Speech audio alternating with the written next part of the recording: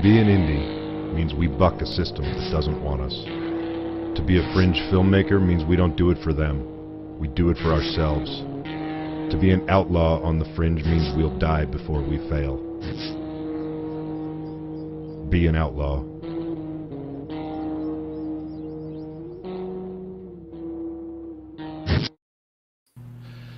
George, for some reason people keep coming back to hear what you have to say.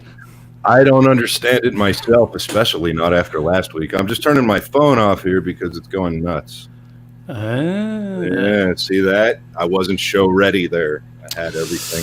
I almost fucked everything up. Again? For the first time. I'm going to get the blame, George. I'm going to make it. It's going to happen. There's no such thing. I'd like to welcome everybody to episode, what number? I think it's 15. So, okay, we'll go with that. We'll welcome everybody to episode 15 of the Romero Pictures Indie Brigade podcast. I'm your host, George C. Romero, and with me, as always, is Joe Ridgely. Tonight, we've got a pretty cool show. We're going to actually be making a couple of announcements tonight, so stick with us through the show for all of that. We're going to have FX Maestro Joe Castro join us. We've got an old friend of the show coming on. David Lee Madison is here with us tonight. And finally, we're going to follow up with a very long-time friend of mine and a dear friend of the late, great, my dad, Steve Barton, Uncle Creepy, ladies and gentlemen. I'm just proud and honored to have him here. And we're going to be talking about some cool stuff. Before that, a little housekeeping, Joe. Where can they find the Romero Pictures Indie Brigade podcast with your host, George C. Romero, and you, Joe Ridgely, for audio only? That would be iHeartRADIO, Spotify, Apple Podcasts, Google Podcasts, Pandora, TuneIn, RadioPublic, and Breaker. You've been practicing. That scroll at the bottom really helps out. What do you do that in front of the mirror? Yeah. Listen, do you have that other graphic? Because we've got something else very, very cool. I do have that other graphic. I shall pull that up right now. Sweet. That's it right there. We are now on Avail TV. If you're not familiar with Avail TV, it's a pretty cool AVOD platform that's available on Roku, Fire TV, Apple TV, all of those good places. And we've got our own channel on there. The Romero Pictures Indie Brigade has its very own channel on Avail TV. Joe, what do you think about that? That is awesome. They're still loading the episodes up, so I think they're about halfway there right now, almost halfway there. Okay. Oh, well, you know, season 1 was 8 episodes, and I think this is actually 16 because this is episode 8 of season 2.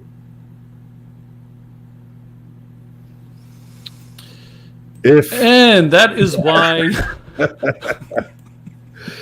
So, once again, I'm just going to throw this up there real quick, take a swig. Welcome to episode 16 of Romero Pictures Indie Brigade podcast. I'm your host, George C. Romero, and with me, as always, is Joe Ridgely. Scare Tactical, outlaw loadouts for the indie artist. Scare Tactical is a very cool clothing line that we have launched with art designed by Ian Steyer, the writer of the Devil is Into Details blog, part of the Indie Brigade network, I guess we're becoming, if you can call it that. Scare Tactical is very cool. We've got some awesome shirts, some cool mugs, and the nice thing about it is that for every purchase that you make, a portion of that sale goes directly into a bank account that will help us get the Veterans Compound all set up and launched and squared away. For anybody who doesn't know about the Veterans Compound, it's a very, very cool program that we are working on setting up to help our vets kind of transition into a future career in the film industry. It's very near and dear to my heart, and it is probably the thing that I care most about leaving behind on this fucking earth. So help us help some vets and check out Scare Tactical. We've also got a bunch of other merch and a phenomenal mentor section where you can book one-on-one time. If we don't answer your questions or we don't get to what you want to talk about, or we kind of touch on a subject that you feel you need some more depth into, book a session with one of the Romero Pictures Indie Brigade mentors.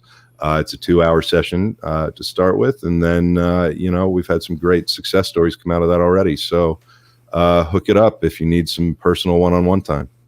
And why don't you give a shout out to some of the other programs we have under the Romero Pictures Indie Brigade? Yeah, this is what I was talking about when I say that we've basically kind of got a network here going. We've got the Romero Pictures Indie Brigade, which you're watching right now. We've got the Romero Pictures Indie Brigade Drone Cav with our very own resident drone god, drone Jesus, if you will, Terry Gerald. It's a phenomenal place to learn everything you never wanted to learn about drones and all the stuff you do want to learn. Terry's forgotten more than most of us will ever learn, so check it out and learn from the guy. We've also got Nasty Nation here, hosted by Chuck Daniels. That's a great audio podcast. And speaking of Nasty Nation, Chuck Daniels and his band, Bastard Sons of the Judas Goat, are going to be playing in Louisville, Kentucky at the Mag Bar March 6th. So go and check him out if you want to see him in real life and see what him and his band are into. They're great. Next, we've got the Wagner Wiles. Wagner Wiles are picking up some steam with their fan base. They've got some amazing fans, and I think it's because, Lance and Samantha Wagner are two of the best fans of everything genre and horror that I've ever met. They're also two of the greatest people. So we're thrilled to have them have their own show on the Indie Brigade. And then we've got The Devil is Into Detail, which I spoke about earlier, by Ian Steyer. That is one of the most in-depth blogs you'll ever read when it comes to our inner creative, and anybody who has watched this show or knows me or knows anything about me knows that I believe deeply in nurturing or disciplining our own inner creative so that we get to a place of trust with it. Ian is very good at putting that into words. So if you're an inner creative, terminally creative, check it out, read what he's got to say. It's pretty amazing stuff. And we're adding to it. So we are adding to it, and we're going to talk about that in a little bit. So what I'm going to do now is I am going to bring up our first guest of the evening, and I will let you introduce the man. Right now we're bringing up Mr. Joe Castro. Joe, how's it going? Sorry, it takes, the bigger we get, the longer it takes me to make all the opening announcements and shit. It's crazy. That's amazing. That's amazing progress, and it's good to see that the Indie Brigade is thriving. Yeah, man. I mean, especially since the last time you were on the show formally. I mean, it's crazy, right? To just see how much what we're doing seems to be resonating with some people. And, when we started this, I just never would have thought. I thought it was going to be me rambling, from a dark corner somewhere in the fetal position. Well, what I see is you producing content that is very poetic, not only poetic, but also very productive for all the indie artists out there that are struggling to find their place in this world, and that's something that I haven't seen anywhere else. Well, thank you, man. That means a lot. That's kind of the whole goal of it. If we can help some people get through the darkness that is this life of being an indie creator and an indie filmmaker, then that helps me lay my head down at night and close my eyes knowing I did a good thing that day, right? That's all I care about. Absolutely. And, isn't it funny? Like, I think like a lot of indie films with horror and the dark and whatnot, and we're some of the most sensitive people on the planet. I know. I've been saying lately, it's like we rip open a vein and expose our raw nerve and just walk around and beg the world to poke it with a stick. Absolutely. Yeah. So, very sensitive. So what's going on with you, man? How have you been since last we spoke? You've been busy as hell. I literally don't think I have to force myself to go to the couch and sit down and be still for half an hour whenever I need a break. I don't have weekends. I have literally been working nonstop since we last talked, and I'm not complaining. I think the last time we spoke, I think I may have said something like, I think I just begun. I've been doing this for 38 years, but something tells me I've just begun. And, I have, the powers that be finally said, okay, now you want to be a responsible adult. Well, here you go. Here's everything that goes along with it.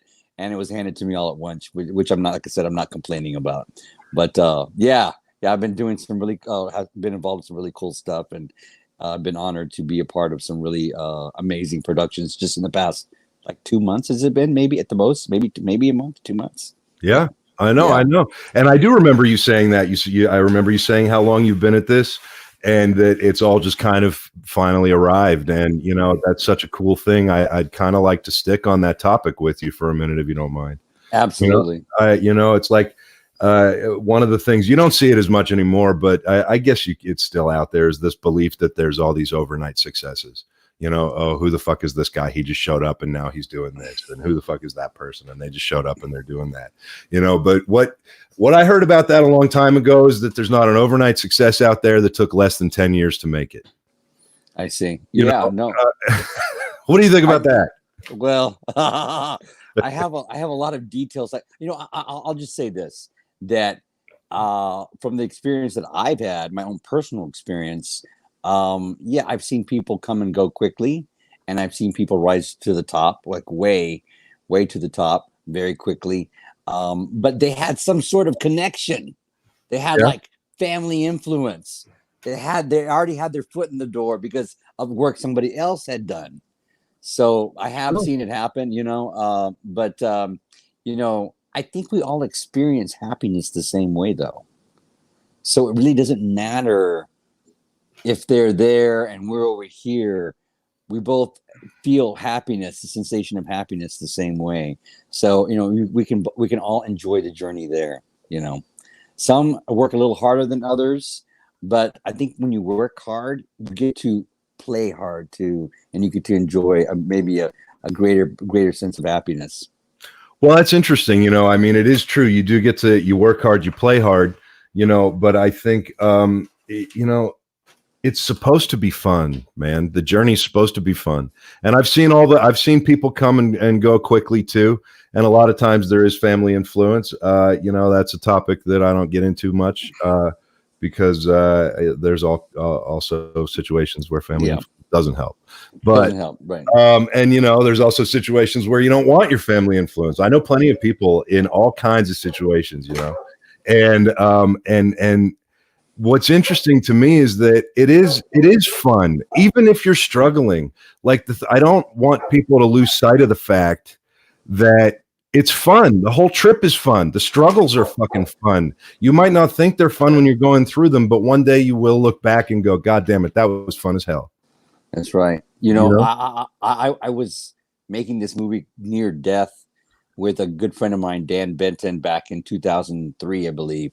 And we decided to go out to the Pacific Ocean and steal some shots on the beach at Leo Carrillo State Park. And there were about 5 of us with the camera. And sure enough, after we arrived, like the lifeguard drove right over here. There's no filming allowed on LA or in California beaches without a permit. And our cameraman said, well, so-and-so from the USC, and our teacher said all we had to do was say that we were doing student film and that it would be okay. And that's what we're out here doing. And I think the lifeguard drove away, looked around at us, nodded his head, and then drove away. But it was like we're shooting out on the beach.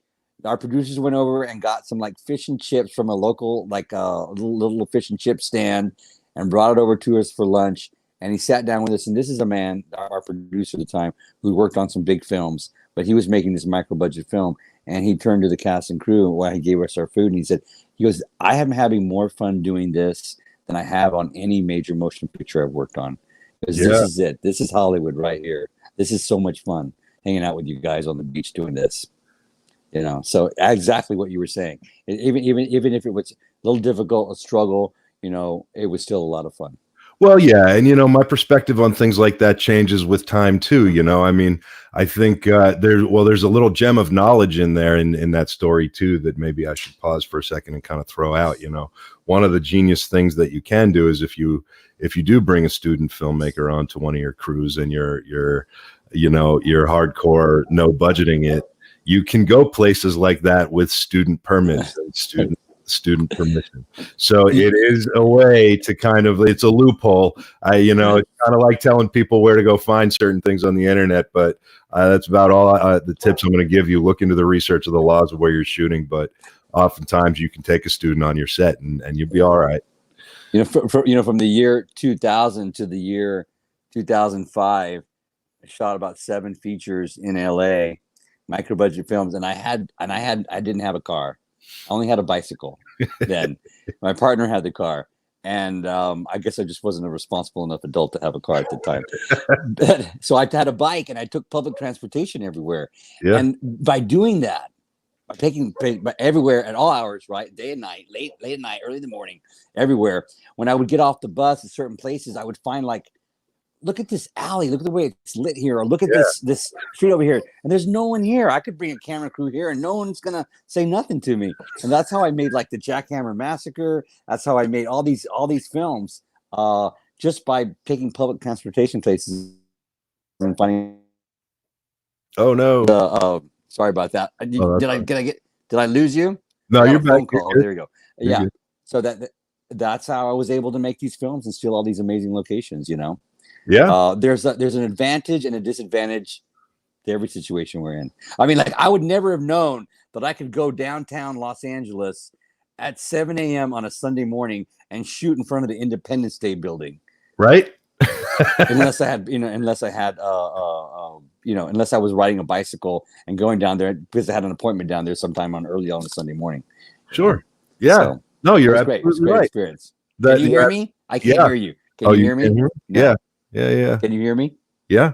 I can't hear you for some reason, though. Uh-oh. I got a phone call now. I can't hear. Can you hear me? Can you hear me now? Can you hear me? Yes. Can you hear us? Yes, I can hear you. Okay. I was busy blaming Joe. Yeah, Not I you, just when I Joe get a phone Castro. call for some reason, it did that. But George, you know what you got to do. So anyway, you're back. You can hear me. Can you hear me? Can you hear me? Hello, Joe. I think he's gone again. Can you hear me now? Can you hear us? I can hear you. I can hear you. I can hear you, Joe. I can't hear George. Oh man, One of those damn iPhone things, I bet. we're gonna go ahead and blame Joe Castro. Hold on. Yep. Joe, this is Joe Castro. This is for you. Can you hear me now? This Joe's for you. Can you hear me now? We can hear you, but you can't hear George. I can't hear George. Can you hear me? I can hear you, but I can't. Hold on a George. second. Oh man. See if that made a difference. Hello. Nope. No. Can't hear No. George. No. All right. Hey, Joe, do me a favor. Drop out and come back in if you would. Okay. So Can go you ahead. drop out all the way? Yeah. All the way and come back in. Okay. Yep. Man, this was like an epic blame Joe moment. Like, Let's see. man, I'm like reeling from that one. Let's go to the comments for a minute. Yeah, thanks. Oh, that's awesome. I got all kinds of Joes to blame on that one. Earlier, I thought it was funny. Well, first of all, thank you, Morgan. Libby wants to see David. The Blame George by the spacing effect. Blame George doesn't quite have the same ring as Blame Joe. I tend to disagree. Yeah. Listen, man, that's a band. They write songs. That means they're lyricists, which means they're poets. If they say it, it's gospel. So fuck you, Joe. And here we go with the different names again. Thank you. All right. And let's see.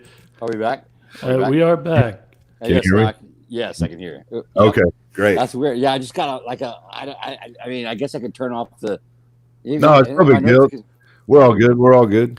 You know, it's interesting though, because you're talking about going to downtown LA and finding spots that people wouldn't even think to look at, or that you would go there in the middle of the day for a location scout and you'd think, oh man, this place is so jamming. I'm going to need cops. I'm going to need permits. I'm going to need insurance. I'm going to need all that stuff. But that's not necessarily the case. So, you know, I think that falls under the outlaw category of this stuff, man. Kind of like, absolutely. You know, you have like the security guard of the building going, "Hey, you can't film this building." Right. And I'm like, "Yeah, I can though if I'm on the sidewalk." Yeah. If I'm on the sidewalk, I can, so we can fit. You know, and they're like killing it. No. You know. So yeah, no. But I mean, I was also like 15 years ago. I was 15 years younger. I look, I could get away with more stuff then. Yeah, you know, I did that at the Griffith Observatory once when DSLRs just first came on the scene. I got a still photography permit for the observatory for 24 hours. It was $100. You can't get that location for less than like 20 grand a day. Yeah, and there I was with my little DSLR, and they're sending everybody out. I'm going, no, it's fine. It's just a camera, you know, just a still camera. And they're like, okay, go about your business. we shot in Griffith Park our current film Xenophobia that's out, and it was something like, I don't know what. Steve, what did you spend for the permits up there? It was like $8,000 for us to shoot for 2 nights up there. It's crazy. Now, like now we're adults. I mean, I might do something like that, but I've kind of gotten I kind of got acclimated in my older age. I don't shoot more than 12 hours max. I don't do anything like that. Well, sure, but I mean, but that's earning your bones, man. That we talk about that a lot in the Indie Brigade too. That's how we earn our bones. We do that crazy shit when we're young and when we're coming up, and then you get to a point where you've done it enough. It's you deserve to at least get paid for your things. You deserve to at least be able to do it the right way, not because you just deserve it, but because you earned it over the years of creative problem solving, which is what filmmaking, independent filmmaking, really is at its root. And I think here in LA also, it's just there's this sort of etiquette now that we have in our circle of filmmakers where we pay each other, we don't ask for favors anymore, we follow all the rules because I've already made that other film. Not there's anything wrong with that other film, but I don't want to look back at my career and say I've made the same movie over and over again. I try to make the movie better, bigger and better, and more commercial each time. I made a lot of art house stuff, a lot of avant-garde films like Terratoons 3. I don't think I'll ever make another Terratoons 3 style film. That was the most avant-garde movie I've ever made, and the most non-commercial movie I've ever made. And while it was fun making it, I don't think I'll ever be able to top it or make a movie that avant-garde. So I'm just going to leave it at that. Yeah, I think that's probably a good one to go out on that. You know what I mean? Actually, the Terratoon stuff has been all over the socials this week. So it has. I'm glad you brought that up. We do actually have part 4 already in the can. Really? And yeah, the whole thing's been pretty much edited. There's just a couple of wraparound stuff that I want to shoot. But and it's not as avant-garde as part 3. It's more Tales from the Crypt style, tales from the dark side, monsters kind of thing. Where it is an anthology, but it's much more mainstream. And I was adulting when I made it, so it's a little I'm sensitive in my older age now. I like to make simple stuff, even though I still like to chop people's heads off and whatnot. But I like to keep it simple and effective. Yeah. Sure. No, I get it completely, man. I think it's genius, and I have a lot of respect for you. So, and it's interesting because what we talk about. I mean, we talk about how we evolve as artists moving forward in our lives, and we talk about how our work evolves. And to kind of ping on something you just said, every film you make a little bit more commercial than the last one. Yeah. I think that goes, a lot into kind of, that's what artists do, right? I mean, every time none of us want to do the same thing. We want to push ourselves to go bigger and better the next time, and I think that film is one of those places where you can do that through your not. I mean, all of the tools have become so accessible. It's really watching the growth of an artist as a person nowadays when you watch somebody's breadth of their entire career, right? So what do you think? That's what it is. What do you think about that? That's what it is. I used to not think about dying hopelessly alone in a gutter, poor. And today, as an adult, and you look around the world, that could be an option. Yeah. And that's why I move closer and more towards making my art more mainstream. And I still find very creative ways to put bits and pieces of the young Joe in there. But I try to make myself more accessible to more people. I mean, Xenophobia was a PG-13 movie. I've never made a PG-13 movie, and most independent films, especially from the horror genre, are not PG-13. Right. That's like something only like a studio film would do. But I found it not only challenging. It was challenging, but in a great way, to make a movie that was PG-13 that still included everything I like about filmmaking in it. I didn't have to. There was no fucks in the film. We had to take out all the fucks, and there was no nudity. There was a little bit of blood, but there's plenty of monsters and creatures and thrills and everything else in it. And I think, like, going back to dying hopelessly alone in the gutter. As we move forward to making films that are more mainstream, we think about financial success and financial stability. And I didn't think about that in my 30s, but now in my late 40s, absolutely, it's a factor when it comes to working on films, making films, and being a part of films. And being inclusive with other people when you're making films. Being inclusive on their projects. I mean, I'd like to make something that is successful, and success is also for me today measured by a quality product that returns some sort of compensation so I can pay my taxes. Right. Yeah, no, I get that. I absolutely get that. But, I think growing as an artist, you're giving me all kinds of cool things to latch onto in what you're saying and just keep talking about. I think, to grow as an artist, I'd like to know what you think about, obviously we go through our lives, we grow as people, we grow into our lives, and we grow however the fuck the world is going to make us grow up. But to grow our inner creative, our artist, right? That person that didn't care about paying the bills and didn't give a fuck about anything. And that punk rock guy who would grab a camera and go sling down the side of a mountain, with no safety gear other than some little rope that one guy might be holding who's half my size. You know what I mean? To somebody who thinks about that in terms of nurturing your inner creative and growing your artist. How much do you think your community and growing your community, plays a factor into that? Well, I think that you can find a way to present yourself in mainstream cinema where you still have that. You still have all of that. People respect you for that. You just find a way to implement it in a much more safe and commercial way. That's the real art form. That's the real artist. Finding a way. I mean, look at like Andy Warhol, for instance, how avant-garde he was. Yeah. But his real talent was finding a way to put his avant-gardeness into mainstream art. And I think, I mean, that's just from where I'm coming from. And as far as growing the community around me, the people that I surround myself, I think we're all moving in the same direction. I work with Thomas Churchill on a regular basis, and we've had some serious conversations about our art, and we are both moving in the same direction. It is no longer, it's no longer. Our work has to be the best every time we do it. There are no more small projects. Everything has to be the best. We want to move forward. I know there's a lot of people out there that like to make film, and they don't care if it has, these mistakes or these flaws and this and that and the other.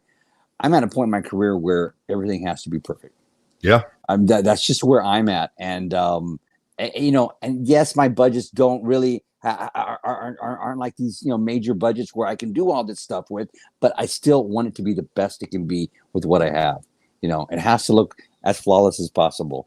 I don't know if that answered your question, but I think it did. I think that learning to pursue that perfection, I think requires a community that you grow.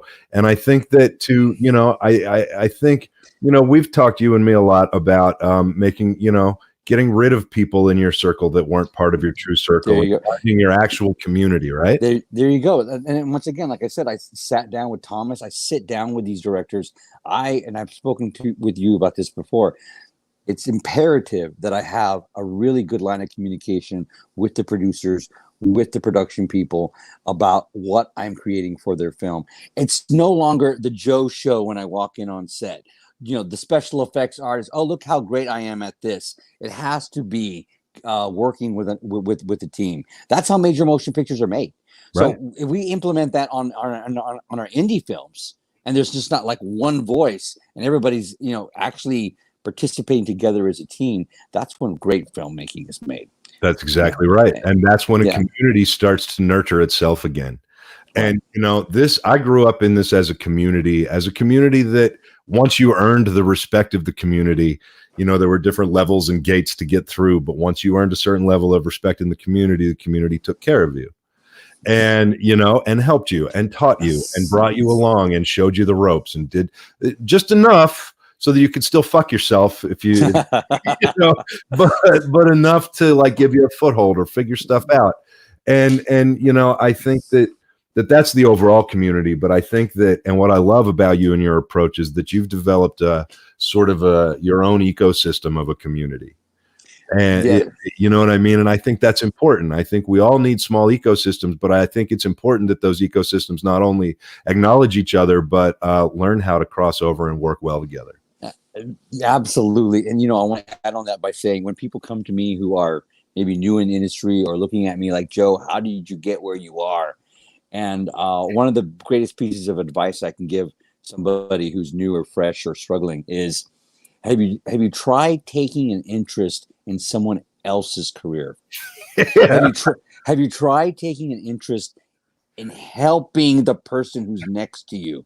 You know what I mean? Have you stopped to like literally ask the director what's in their mind and try to execute that instead of putting your own name and your own thing out there? You know what I'm saying? I do. And once I changed my perspective, when I was in my 30s, I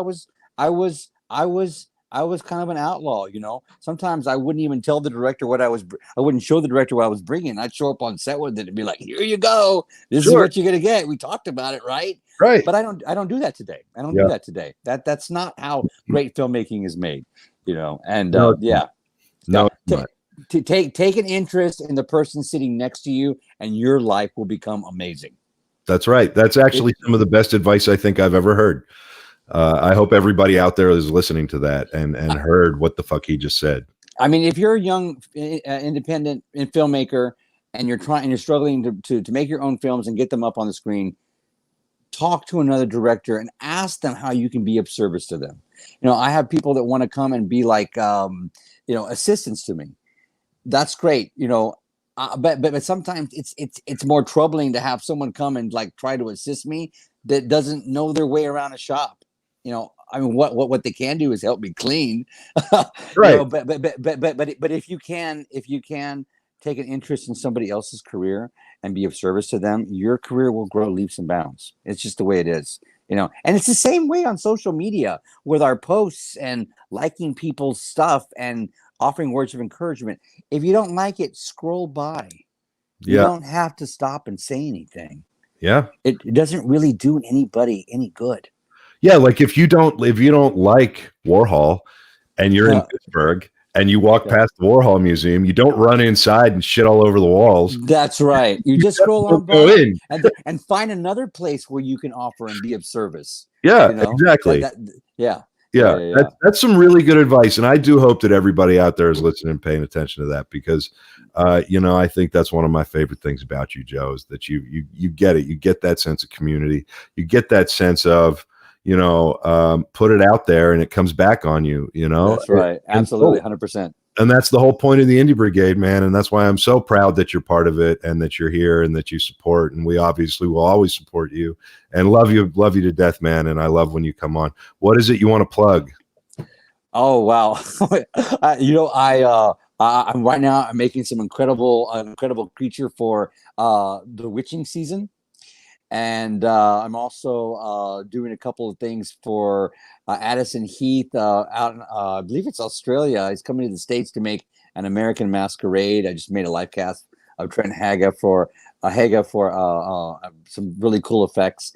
But ultimately, I got my fingers in so many different things.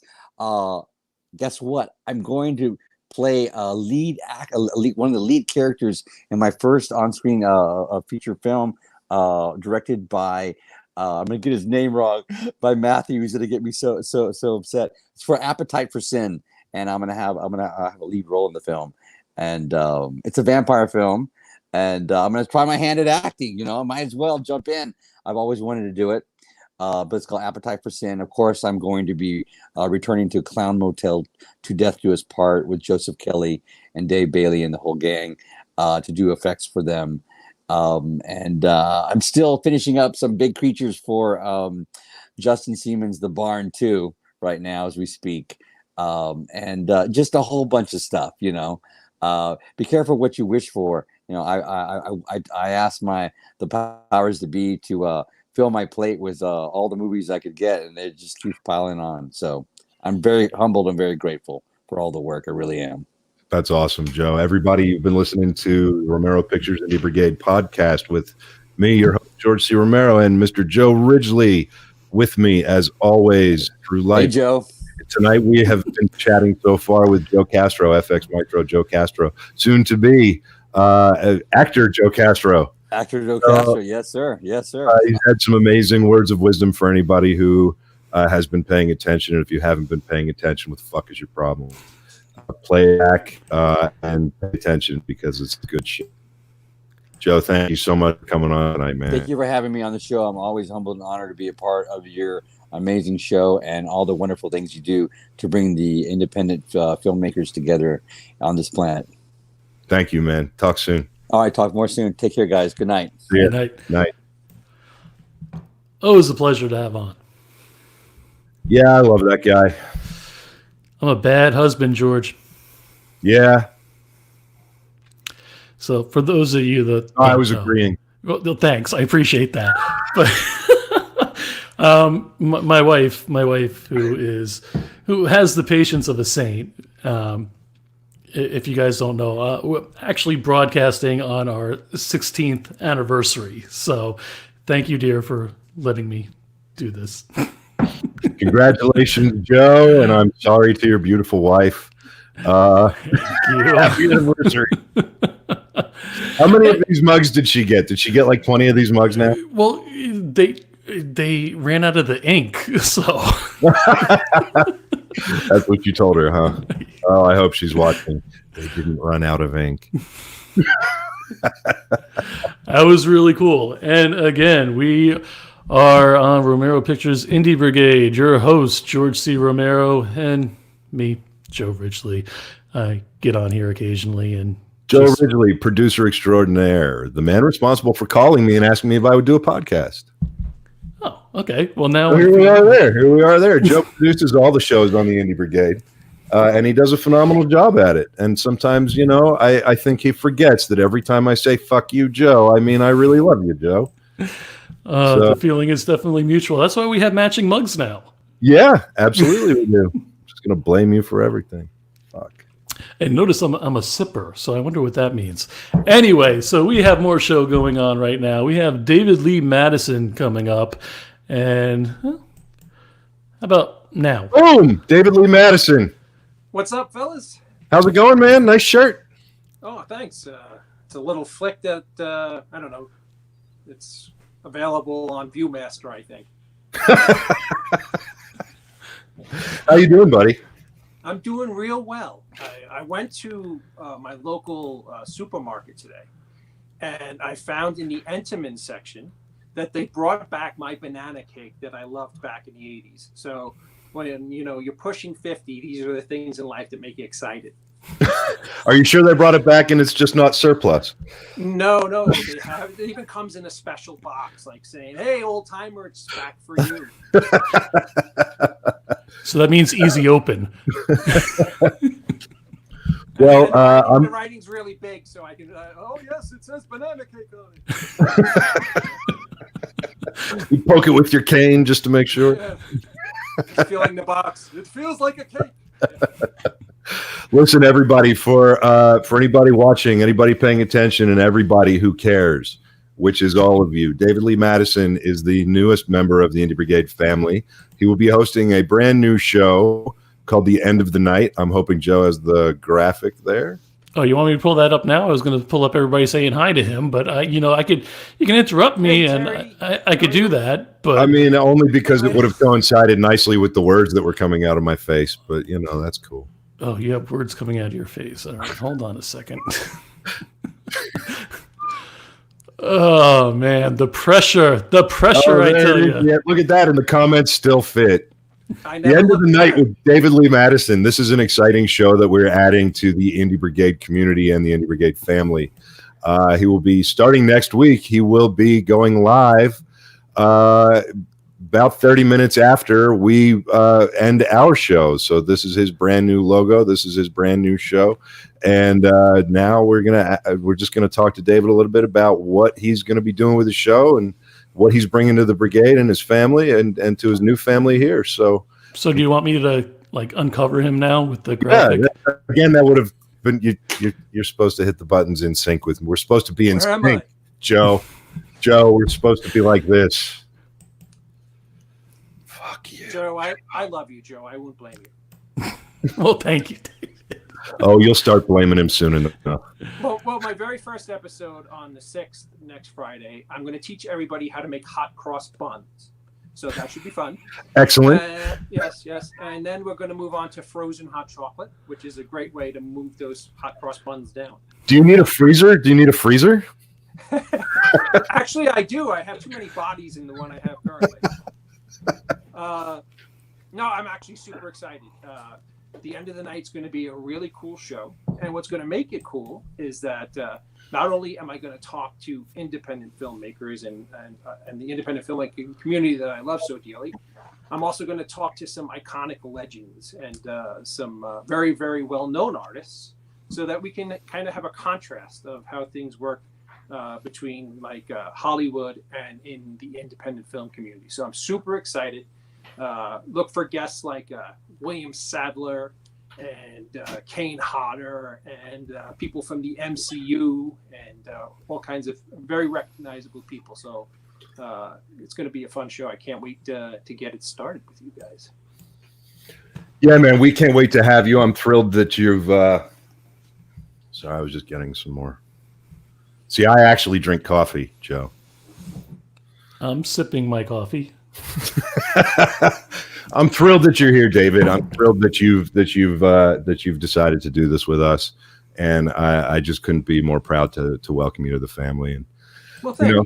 I think it's going to be a good time. It's going to be a lot of fun. You're getting well. You know how I actually feel like David Letterman used to feel following up the great Johnny Carson. So I have big shoes to follow, and I'm hoping that my show will at least mildly entertain the people that were watching your great show. Thank you. Your check will be in the mail. I'll just PayPal you for that. So check. Look, this is just a bunch of indie fucks getting on here and talking about our own experiences. So I think everybody's looking forward to your show and what you're going to be bringing to the family, man. And again, I'm just so happy and proud. This is David Lee Madison. And you've got a new thing that I don't know if you want to talk about it yet, but you're welcome to talk about it. Absolutely. I just finished a film called Wit's End with Brian O'Halloran and Scott Schiaffo, which comes out hopefully this spring. It may even be an Indie Brigade release. We'll see how that works out. But I'm super excited about it. I just found out within the last 24 hours that it's going to be playing in theaters. All good stuff. It is all good stuff. Life is full of good stuff, and that's one George, of the. You're the only person outside of the people who made the film who has seen it. So do you? Yeah. I have seen it. And I think it's great. You and I talked about it, and this is what I was just going to say. I think one of my favorite things about you, and one of the things that makes me so proud to have you want to be part of the Brigade, is your approach and where you tell your stories from. It takes a lot for somebody to just put things out that are purely driven by love. Of any kind. And I think that the love that you have for what you do and the love that you have for your subject matter and your content itself it comes across so clearly in your work. And I think it's just beautiful. And I have seen the movie and I think it's great. And I think people are really going to love it. So, oh, thank you, Joe. Now I have to take that check that you're sending me and turn around and send it back to you. Now, wait a second. I introduced you two guys and George got a screener and I didn't. No, it's not a screener. I'll hook you up. It's just he just watched it on a platform. Okay, fair enough. I stood on a platform while I watched the signed screener he sent me, Joe. Fuck you. Very strong shoulders. So just to break you two guys up for a moment. Next Friday, when we have our first episode of The End of the Night, Joe, one of our first guests is going to be Chad Rook. And Chad is best known from the CW smash hit The Flash. He plays one of the reoccurring villains. He's also the star of the show Siren, and was also on shows like Bates Motel, and he's just a great guy. He's great in the indie community, and I can't wait to interview him next week. And we'll also have a huge announcement of another one of our guests probably on Monday. Yes. Nice. Everybody, the end of the night is going to be a very cool follow-up to the Indie Brigade. So I hope moving forward, everybody knows that their Friday night plans now just got longer. And on that note, unfortunately, we do have to say goodbye to David because we had a full lineup tonight. So yes, Well, we thank you do. for having David, me, thank guys. you. I can't wait. I'm honored to be a part of the family, and we're going to do some fun stuff together. Awesome, David. Can't wait to see you next Friday, man. Thank you so much. Good night, gentlemen. Good night. Thank you. Sorry, I mean, we do have a full night. It just keeps going. So We do. Next, we're bringing up a dear old friend of mine, Steve Uncle Creepy Barton. Hey, What's up, man? motherfucker, how are you? Motherfucker, man. I'm good. First of all, Joe, happy Yes. anniversary. Thank you. I Just appreciate know that. that you have no chance of getting any ass tonight at all, because your ass is sitting here with us. And it's just fucking ridiculous. And, you know, my condolences to your penis. It's not doing any action for probably quite a while. To be fair, though, I mean, we are some sexy motherfuckers for him to be spending his Friday night with. Oh, you know. I'm just saying. You know. You got a point. Now, at least now I'm a little sexier. There was a whole lot of me that like, look, I have like a dimple now. I never even noticed that shit before until I'm sitting there looking at myself on camera. It's ridiculous. Yeah, man, it's a pleasure to be here, George. It's always great to talk to you. We know each other for a really long time. Like, first the fucking earth cooled, and then the dinosaurs came, and then I was in Pittsburgh, and shit just went on from there. And you know, then there was that night with the donkeys, and that was whatever. Yeah. I'm going to drop out in 1 second. I just want Steve to read this one comment, if he could, please. Oh, Steve, if it wasn't for this man, I wouldn't have a career. I can never repay you no matter what I do. I love you, brother, Ron Purdy. First of all, Ron, let me tell you something, dude. I didn't do a goddamn thing. All I did was see your work, appreciate what you do, and point people at it. You did the heavy lifting, man. All I did was just hold up a little mirror and be like, hey, man, check out this dude's stuff. It's pretty cool. But, you know, when I read stuff like that and I get emails like that, it's a really humbling thing for me, man, because it's the weirdest thing. It's like I've spent my career helping to launch other people's careers. Mm-hmm. You know? And I'm so grateful to have been able to do that. And when I read things like that, it never stops getting weird to me, you know? It's like, it's very humbling in a lot of different ways. And it blows my mind, man. I never thought that this fucking kid from Brooklyn, New York with a GED education would ever be able to touch people's lives in a positive way. You know, I thought I'd end up dead or in jail by now, but here I am, right?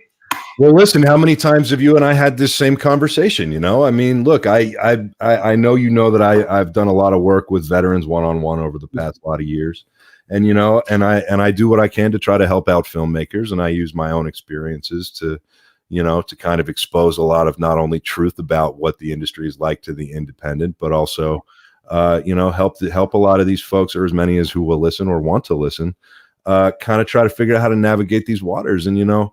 I get some of these messages too, and it really is weird, man. It's like, you know, in my early days, all I cared about was trying to get this made or get that made or whatever, which is kind of like what Joe Castro was talking about, and I know you know him too.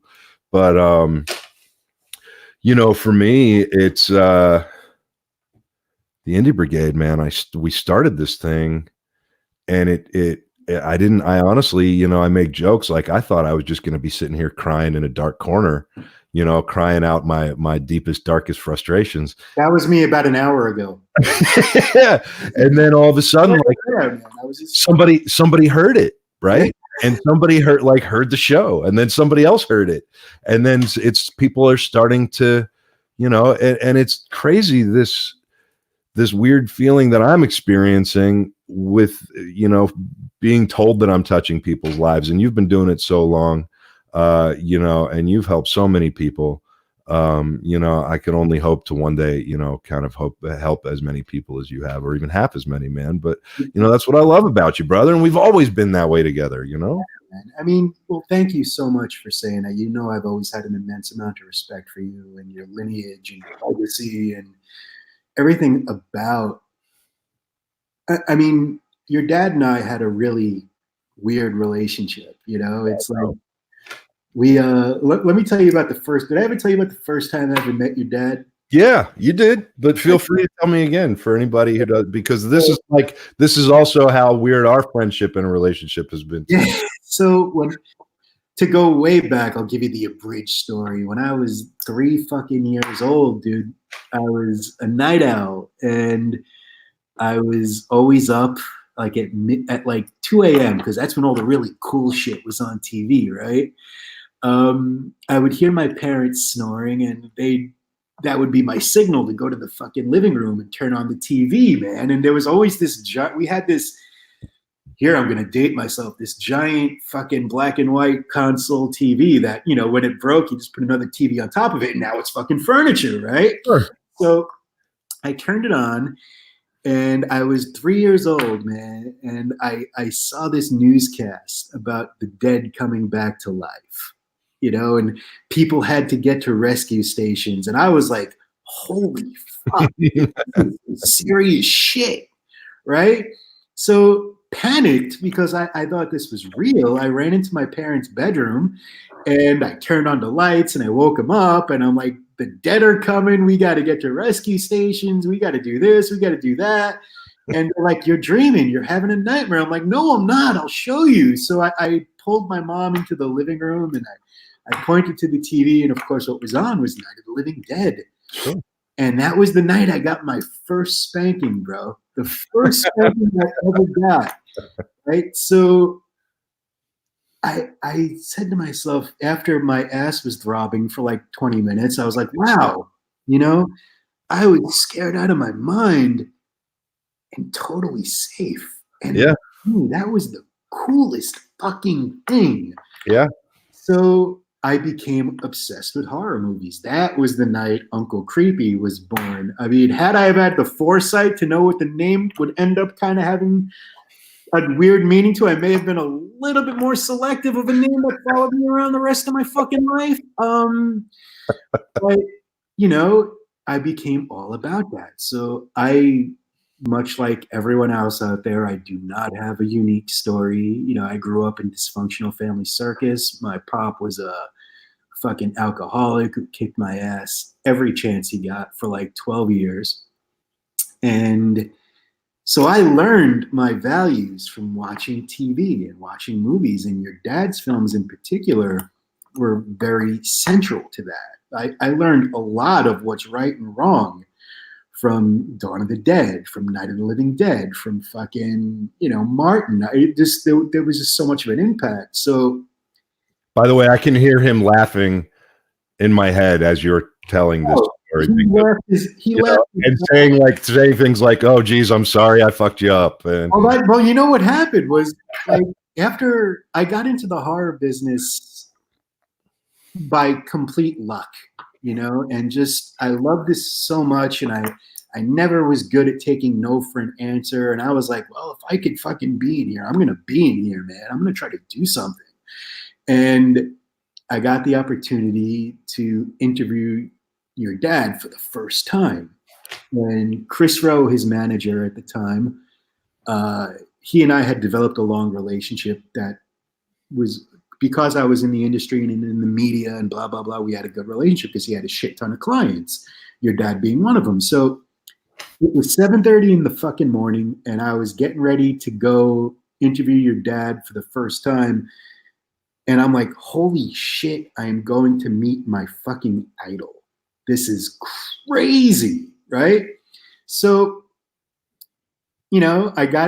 Chris gave me his hotel room key.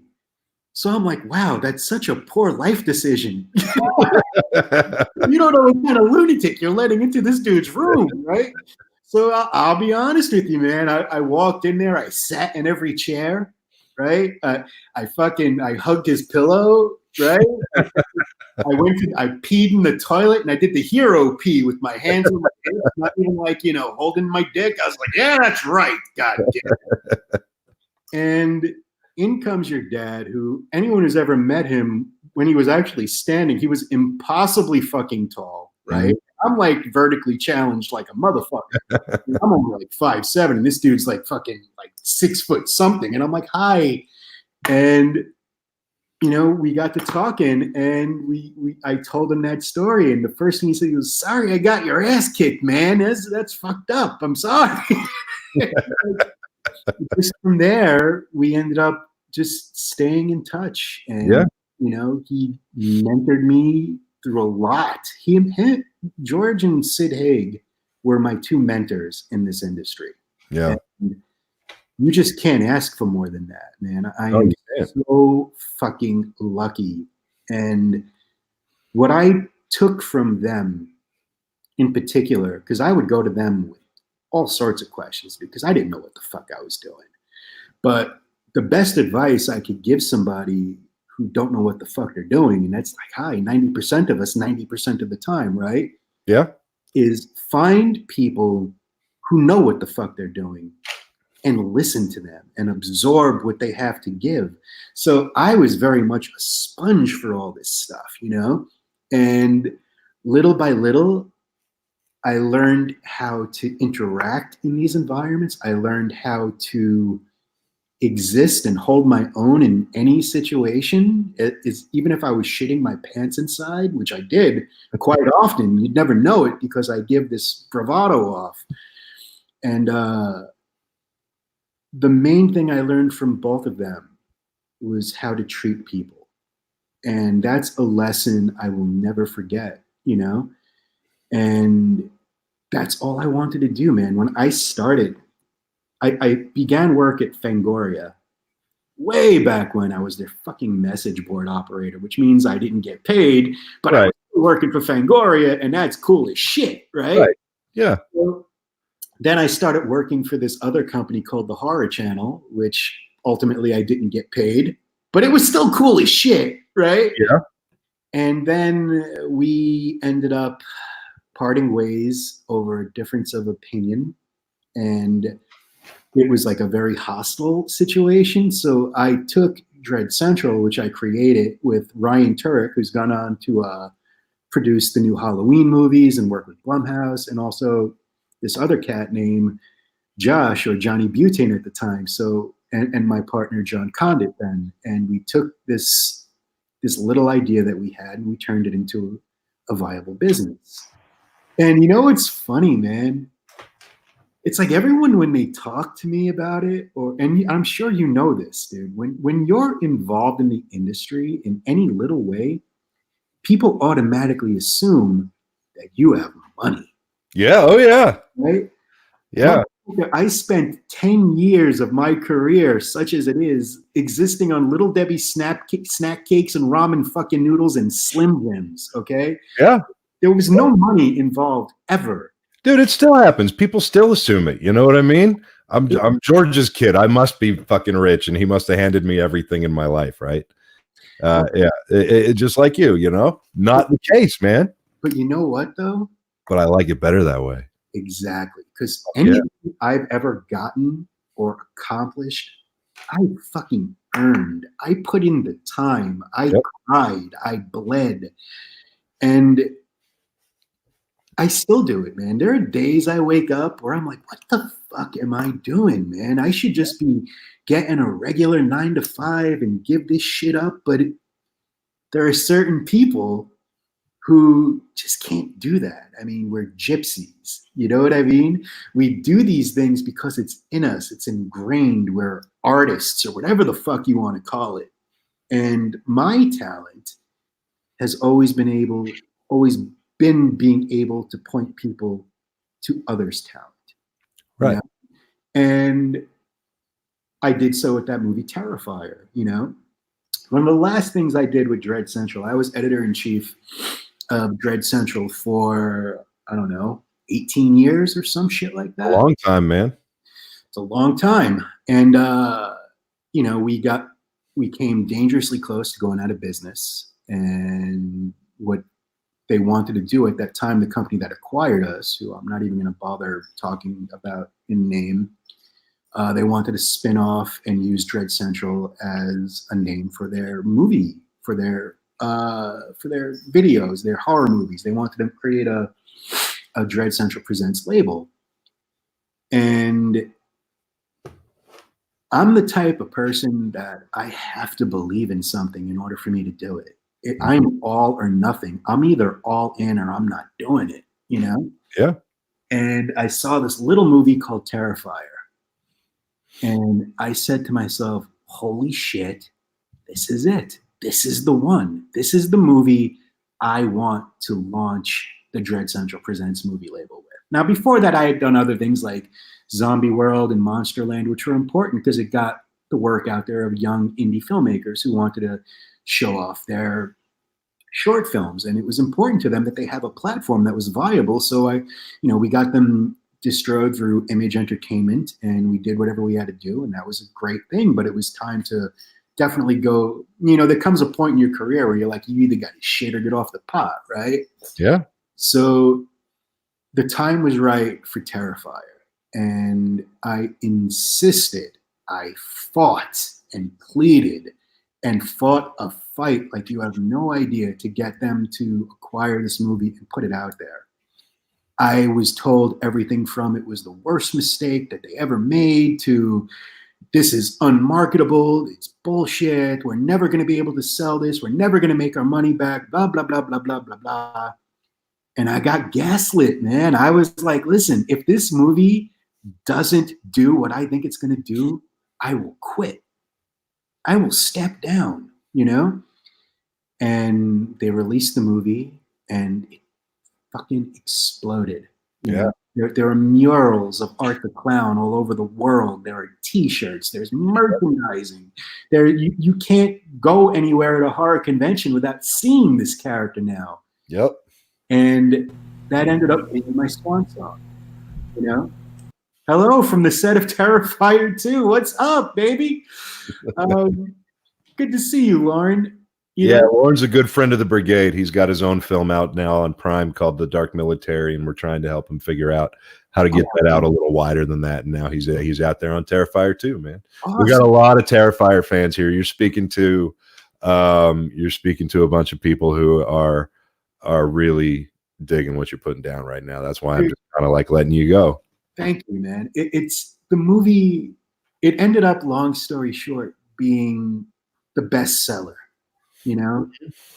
And it also ended up being my swan song from Dread Central. It became apparent that there was a big dissident between myself and the rest of the partners. So in order for me to let Dread Central excel, I had to make an exit. But if I got to go out in any way, shape, or form, man, I'm glad I do it, right? I'm glad I went out, one, on my own terms, and two, by bringing the horror community their next favorite fucking icon. There you go. That's all I could ever do. I mean, I've done a lot of crazy shit. My bucket list is fucking over, unfortunately. I pissed and shit in the bathroom of John Carpenter. I pissed and pooped in your dad's bathroom. I got drunk with him and did a commentary. He put me in his fucking movie to play a fucking zombie that does the main kill. I'm in a video game. I've done more than I ever thought that I would ever be able to do. And the only reason why I was ever able to do that is because of the fans, man. Yeah. Fans are the people who make us. That's They're right. the ones that create who we are. That that allow us to be able to go out there and help create or help do cool things. I don't exist without Ron Purdy, without Frank Wagner, without yourself, without a number of people, without the people on the Fangoria message boards, Luna Winchester, fucking Demon Diva Danny, these names I remember to this day. You know? Sure. And of course, you know, the person who was by me the whole time, Debbie, you know, she was with me every step of the way. And we have these relationships and we have these memories, but the only reason I was ever able to do any of this cool shit was because of community. It was because I treat everyone like they're the most important person in the room. And that's how it should be. Because when you're having a conversation with somebody, you should be talking with them, not looking over their shoulder and seeing who else is around. That person is the person you should be paying attention to. And I don't give a fuck if you're a studio filmmaker or you're an indie filmmaker. You earn the same amount of respect until you prove that you don't deserve it. That's right. There's only two types of people in this world. A lot of people get hung up on gay, straight, fucking black, white, whatever. No. None of that shit matters, dude. There are only two types of people. You're either an okay, cool dude, or you're a fucking idiot. And that's the only type of people there are, you know? Doesn't matter. Anything else is just superficial nonsense. Yeah. So you're either an all right person who does the right thing, and let's face it, it's not really that fucking hard to do the right thing. It's actually the easiest fucking thing in the world. It's the easiest thing in the world, but unfortunately, it's always the most thankless. Yeah. But you know what? You shouldn't do good things for people with the expectation of being thanked for it. You do it because it's the right thing to do. Yeah. In front of you. You need to go out there every day and face the fucking music, whether it's good, bad, or whatever. You can't just shell up in your house and pretend the song isn't playing. You know, you got to do your fucking thing, man. And now that I've spoken for a half an hour fucking straight, what's up, George? How are you, man? Brother, let me tell you why I have let you talk for a half an hour straight, because the entire point of this was to not only introduce you to anybody who might not know you, but to get everybody who does know you as excited about you being here as I am, you know, and you know, a lot of what you said, man, and this is exactly why I fucking waited to call you and exactly why I called you when I did, because you're preaching the Brigade, what the Brigade preaches. You're preaching community, you're preaching love, you're preaching all that good shit, man. You're preaching, you know, all the stuff that, I mean, even Jesus, I rambled last week for, I don't know, fucking hour or something about community and positivity and lifting each other up. And, you know, and none of us, like you said, would be here without the fans. None of the people out there in the world of the Indie Brigade would be here if they weren't fans to start with, fans of mine, fans of anybody who's been on the show, fans of anybody who's involved with it, and now fans of yours. And what's exciting to me and why I wanted everybody to just kind of let Uncle Creepy into your brains for a minute is because he's about to become a permanent fixture here at the Indie Brigade. This is the second announcement. Steve Barton, Uncle Creepy, is joining the Indie Brigade with his own segment of the Indie Brigade that will be coming up, and we'll be getting you all the details on that very shortly. But what I love about Steve, what I've always loved about Steve, is that he's got a way with people, and he's got a way with helping people understand that whatever that thing is you're having trouble understanding, he's good at helping you figure that out, and he's good at helping you figure out how to understand it once you identify it. And it's his fucking gift, man. Let me just say one thing. I could help you out with the complicated shit. If you want to know anything easy, don't fucking look for me, dude. Yeah, like if you don't know how to tie your shoes, don't ask him, don't ask me. I'm a fucking idiot, all right? You can ask me to solve the craziest fucking deepest riddle. I got that shit. That's my wheelhouse, all right? If you're asking me to make a PB&J for you, you're getting the worst fucking sandwich in the world, and the kitchen's going to be a mess. That's what's going on, man. Yeah, but that's what's beautiful about it. You know, a lot of the people in the Brigade here and a lot of the people who watch the Brigade and tune in and come to us for help and guidance, or even just validation that maybe their fucking dark thoughts are not their own and nobody else's, you know? I mean, a lot of the stuff that people come to the brigade about, listen here, apparently Joe wants to interrupt me and what I'm saying. I'm just kidding. Now, Eric, right here, I was listening to every single word intently. I need to hear those things. So glad to have caught this show, man. Eric's a great dude. I actually just met Eric. He's got some interesting projects that he's trying to figure out. But, you know, I'm not going to air his shit, but he's been battling with his own inner creative over some stuff. And, you know, this is what the fucking brigade is about. Like, it's so much more than just teaching, you know, how to budget or how to schedule or how to screenwrite with a calculator. We do all of that stuff, and we do that stuff happily and for free because we love talking about production. But there's so much more to the brigade, man. There's so much more to this that I've preached for years and you preached for years. And it's about taking care of that inner creative of yours, because at the end of the day, when you walk down that dark fucking road of creativity and creation, you've got to be able to trust that thing inside you.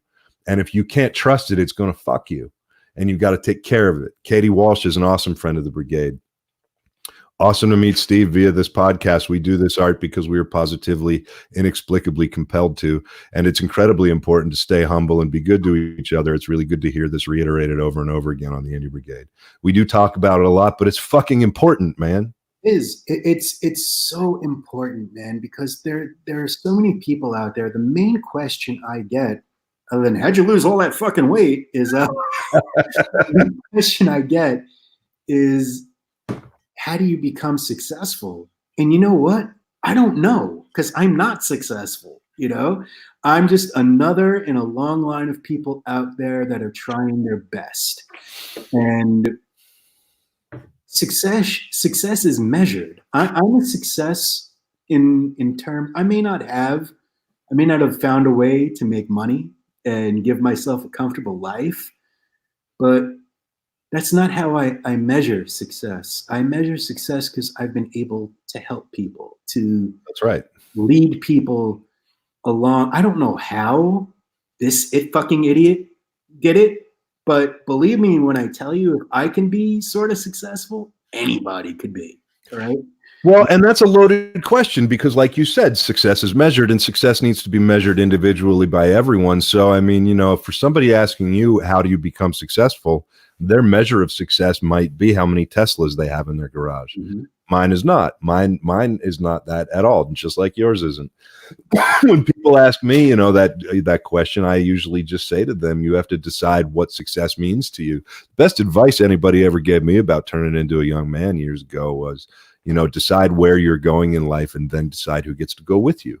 Mm-hmm. It's the same thing in your career. It's the same. Who deserves to go with you. That's right. Who deserves to go with you. Because listen, I mean, people talk a lot about family. Family, you're born to your family, but that doesn't mean they have to be your family. You choose your family. You choose the motherfuckers you need to roll with. Because I'll tell you what, family's also the first people to be there with their hands out to fuck you. Mm-hmm. That's just the cold, hard reality of it. But that's okay too, man. Anytime someone hits you with negativity of any sort, you gotta put that shit in perspective. Don't get mad at it. Just know that it's coming from a place where these are people who forgot what it's like to dream, and they've become complacent, and they've become sad. And being that they forgot and can't remember what that's like, they try to warn you. So it's actually coming from a good place, just in a really warped fucking way. You know? Yeah. Like, dude, can't I just do something right? You know? But the best advice, here's what I could tell people, man. Be thankful for all your pain.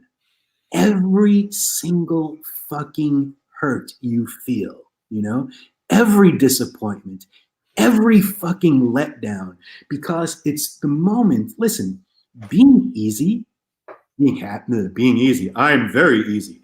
Being happy is easy, right? Yeah. Look, me and you right now, we're happy because there's nothing going on. But meanwhile, we're both fucking tortured souls, and we know that. Right. But there's also nobody in the world right now except you and me, which is what happens every time we talk. Exactly. You know? And it doesn't matter if we're in a room full of 1,000 people. Exactly. And here's the thing, though, man. Being that being happy is so easy, you have to embrace the bad times, because it's the times when you're faced with the worst situations of your fucking life, man, when you're on the balls of your ass and you're on the floor again, and all you could do is look around and look at these fucking walls and say, what do I have to do to climb out of this fucking hole? It's those moments dictate who you are, and more importantly, who you're going to become. That's when you're building your character. That's right. And so that's good, man. You need to embrace the bad times, because they don't last forever. They're going to seem insurmountable and they're going to suck, but they're also going to make you fucking strong. And one day you're going to be sitting there and you're going to be like, I have faced my worst fucking days and I'm still here. And you know what? That makes you a motherfucking hero, because not many people can do that. That's right. And if you can channel that into the art that you create, and you know, that happens for a lot of people. The first time that happens is when they get through some shit, and then they're out there actually trying to create the art that they've been struggling with creating. And then all of a sudden they reach down deep into one of those terrible experiences that they had, and that thing solves a problem for them on the fucking spot, on the day.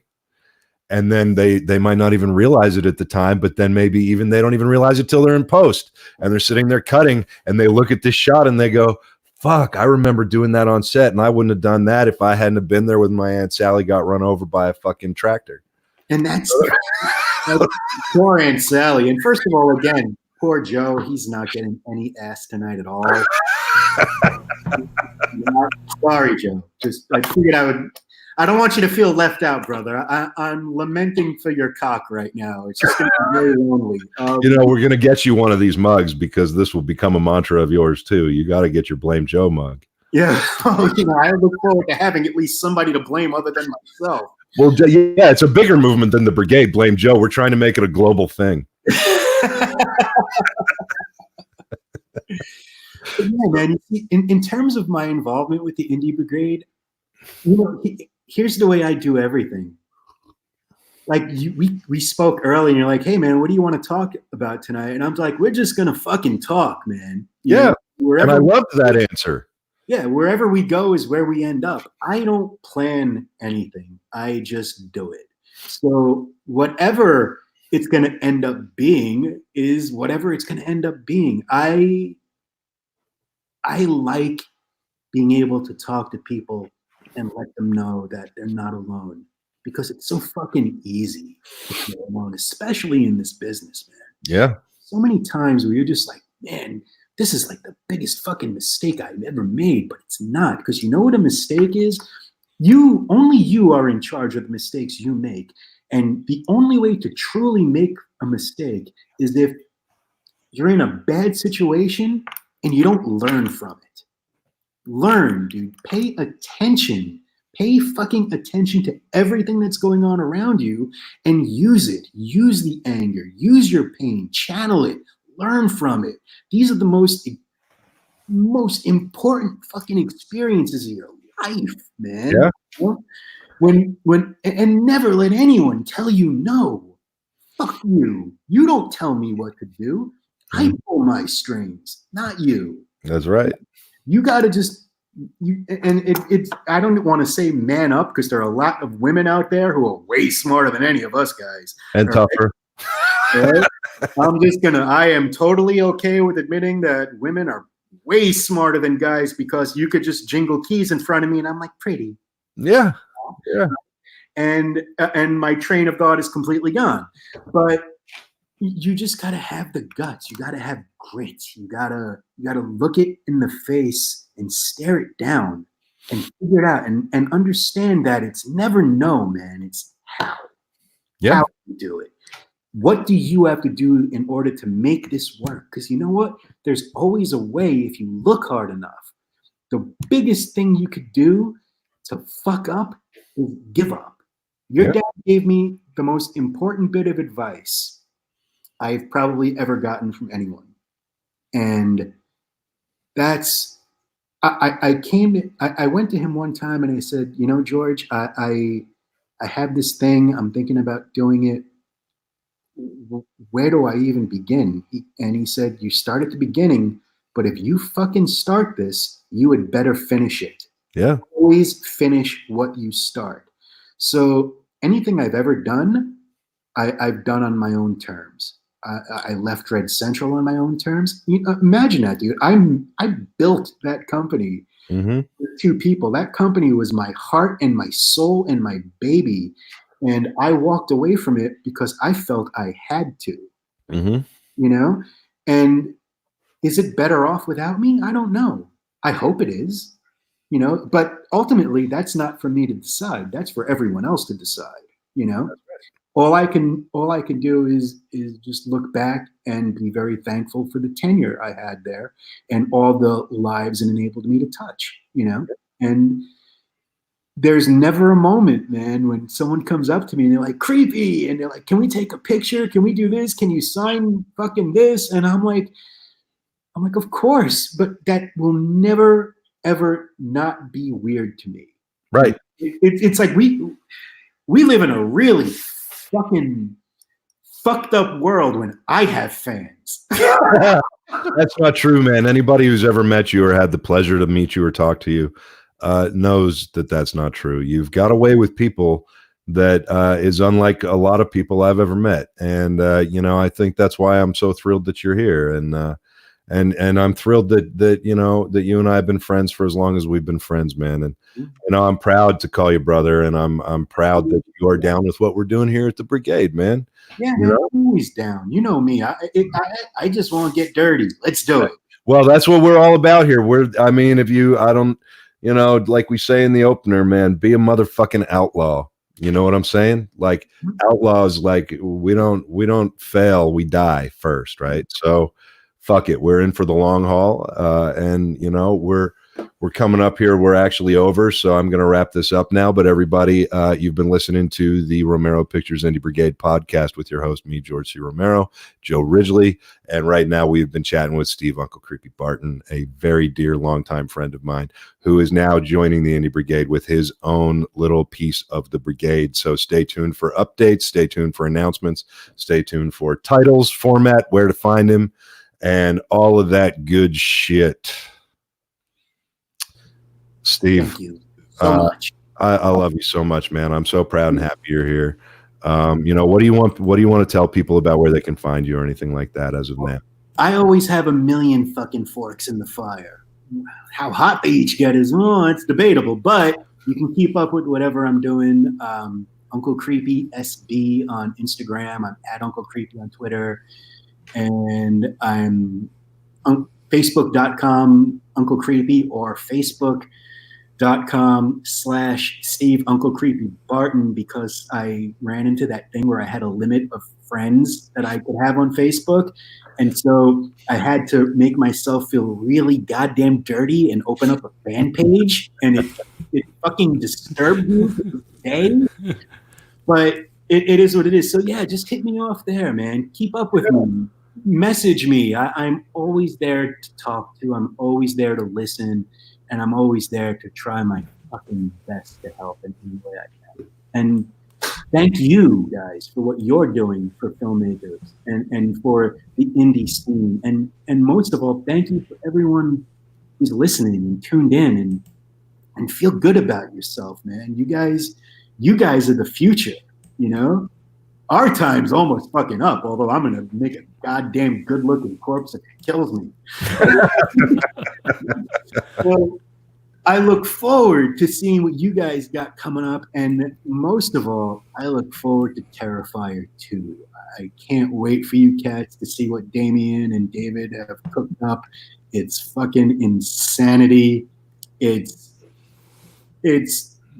God, I wish I could talk about it, but I can't. But you guys are just gonna, if you liked, fan page arg, no shit, brother. Yeah. You guys are gonna fucking dig it. And also, if you're looking for me, I've also just started a kind of like a part-time gig on Facebook, moderating the official Halloween movies Facebook group. So I'm on there. I'm always putting up insane amounts of content there. We give away shit. I always make sure we're giving away shit. I like giving away shit. Yeah. Thank you. Thank all of you guys. And I know I'm talking way past my time, so just shut me the fuck up and let's No, get I'm letting you go because you're beautiful, man. I love watching you. I love talking to you. And, like I said, this is all about introducing you to the Brigade and the community that we've worked hard to build so far, and that we work hard every day and every episode of every show on our network to earn that respect. Honor and a pleasure, brother. Every time. So love you, Steve, and I'm happy you're here, and I'm proud you're here, man. Thanks. Joe, you're still not getting any ass tonight, brother. Yeah. Sorry. Married 16 years is the story of my life. I gotta tell you though, I'm kind of happy in some weird way that I'm one of the reasons why you're not getting laid tonight. That kind of makes me laugh. So now you have a new nickname. Steve Cockblock Barton. Sorry. I don't know if it's going to stick. I don't know if it'll stick. Steve, thank you so much, buddy. Thank you, guys. Have a good night. Good night. Later. What do you think about that, Joe? Pretty good episode, huh? Phenomenal. That was... I mean, a wealth of information, no doubt about it. I was awestruck a few times. Yeah, it's pretty cool, right? I mean, the message of the Brigade seems to be kind of like resonating now, and I'm pretty happy about it. And Steve and I go so far back. I'm really proud he's going to come and be part of things. And, once again, everybody, you've been listening to the Romero Pictures Indie Brigade podcast with me, your host, George C. Romero, Joe Ridgely, producer extraordinaire, producer galore, producer... Ranchley? We'll go with that. Just call him Ranchley. Right now, we are now available on Avail TV, which is an app available on Roku, Fire TV, and Apple TV. I don't know how many times I can say available in one sentence, but I just think it was a lot. All of our episodes are in the process of being uploaded to their platform, so if you want to check us out on there, make sure you go download that app and watch the reruns, watch the replays, whatever you want to call them. And audio only archived are on iHeartRadio, Spotify, Apple Podcasts, Google Podcasts, Pandora, TuneIn, RadioPublic, and Breaker. Boom. Don't forget, if you're in the Louisville area on March 6th, don't forget to go out and check out Chuck Daniels from the Romero Pictures Nasty Nation podcast. His band Bastard Sons of Judas Go will be playing at the Mag Bar there. Until then, everybody, I cannot thank you enough for coming out. Make sure you help us keep the lights on, keep the servers running. Go get your merch right now. Buy your Scare Tactical merch, and you'll be helping us figure out how to help some veterans. And before he pulls the plug, make sure, if you are watching us on YouTube, hit the subscribe button and the bell icon so you get notified when we're on. Also, check us out on Facebook, Instagram, and Twitter. Boom, we're everywhere, so share away. Please help us spread the word that we are trying to get out there for the creative and the filmmaker. And as always, thank you, everybody, for watching. We're very grateful for all of you. And as always, fuck off till next time. Oh, I'm supposed to hit a button now, aren't I? Yeah. Shit. You're so bad at this shit. Yeah, I can't use your new intro to do the exit, so I'm going to do this.